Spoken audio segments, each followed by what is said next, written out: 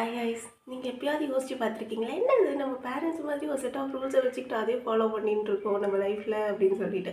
இன்னொரு சைடு பார்த்தீங்கன்னா, என்ன இது நம்மளுக்கு இவ்வளோ வயசாகுது ஆனால் குழந்த மாதிரி எனக்கு அட்டென்ஷன் வேணும், லவ் கொடுங்க அப்படின்னு சொல்லிட்டு யோசிச்சுட்டு இருக்கோம் அப்படின்னு சொல்லிட்டு. இது ரெண்டுமே பார்த்தீங்கன்னா நம்ம மைண்ட் அன்கான்ஷியஸாக உருவாகின ரெண்டு சப் பர்சனாலிட்டின்னு சொல்லிட்டு சொல்லலாம். ஒன்று வந்து இன்னர் பேரண்ட், இன்னொன்று வந்து இன்னர் சைல்டு அப்படின்னு சொல்லிட்டு சொல்லுவாங்க. இன்னர் பேரண்டோடைய ஒர்க் என்னவா இருக்கணும்னா, நம்மளுடைய சக்ஸஸ்க்காக ஒர்க் பண்ணுறது, மற்றவங்ககிட்ட இருந்து ரெகக்னிஷன் வேணும்னு சொல்லிட்டு ஒர்க் பண்ணுறது, அதுக்கப்புறமா வந்து நம்மள டேஞ்சர்லேருந்து ஹார்ம் பண்ணிக்காத மாதிரி தூரம் வர்றது, நம்மளுக்கு எது நல்லது எது கெட்டதுன்னு சொல்லிட்டு டைரெக்டாகவோ இன்டைரக்டாக ஒர்க் பண்ணுறது தான் இந்த இன்னர் பேரண்ட்டோடைய ஒர்க்கு. அகைன் இந்த சைடு பார்த்திங்கன்னா இன்னர் சைல்டு இருக்காங்க.